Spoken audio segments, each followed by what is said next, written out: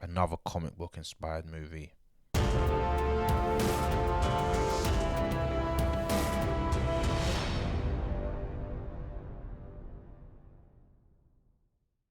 Hello everyone and welcome to In the Armchair. Today we're going to be talking about the Old Guard. The Old Guard stars Charlize Theron as Andy, Kiki Lane as Niall, and Chiwetel Ejiofor as Copley.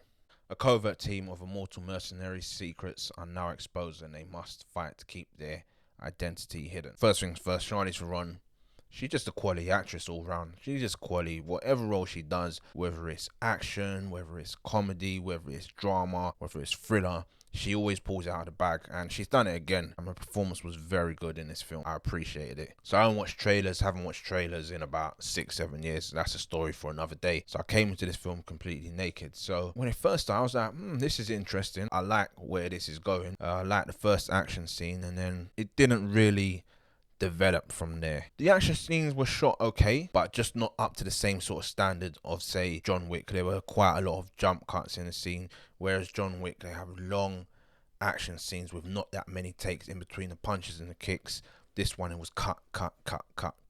So that kind of threw me off, where I think I've just been spoiled by John Wick. I hold that to the highest quality. Outside of the action scenes, you could see certain character changes that were going to happen. The plot was a bit predictable. The so-called twist you kind of saw coming. There was kind of a foreshadowing to it. The relationship between the group as a whole was actually quite good. I didn't think it was amazing, but I thought it was okay. And I think that's kind of the theme of this film. Everything was just okay. It was just alright. There was nothing special about this film, but it's more than watchable. Let's talk about Niall. I thought she gave a decent performance as the gritty underdog that's new to this world, because it made you think, like, if you were immortal, like, what would you do with it? Would you be scared, or would you feel invincible? I think they kind of explored that sort of option, and when they're giving their stories of who they fought in the past and that kind of history, I thought that was actually quite good. It was quite interesting. It made me think, if I was immortal, what would I do? But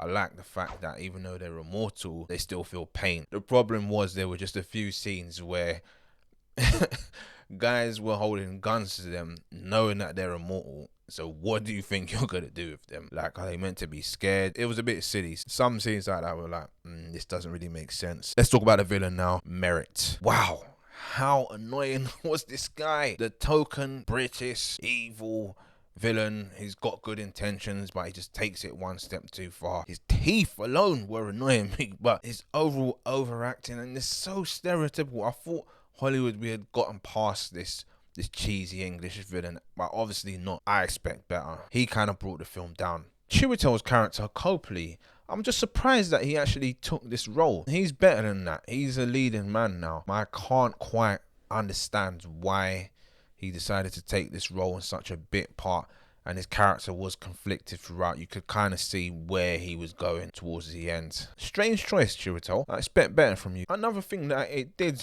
explore loosely is, obviously, it's similar to Interview with the Vampire, where you've got somebody who doesn't die, and how do you go about living with that, and the sort of relationships and connections you make along the way. It explored it, but not deep enough. I thought with Now they did a good job of, she's just new to the team. How does she react? Does she need to speak to her family? Can she see her family again? Other than that, it didn't really go any further. I did speak about people in relationships and how long they've been in a relationship. When you think about it, it's a crazy amount of time to be with the same one person. I thought that was just okay. They could have just explored it a bit further, posed a few more questions.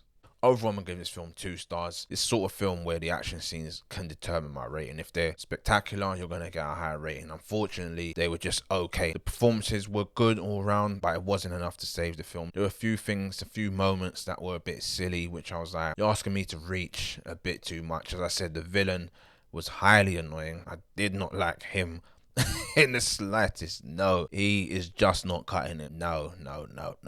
It's just a standard film. If you've got nothing else to watch, it's a sort of film you might put on a Saturday night, but don't be in a rush to go out and see it. Thanks for watching. Please like and subscribe to the channel if you liked what you heard. Leave a comment in the sections below if you agree, disagree, whatever you think. Let's have a discussion about it.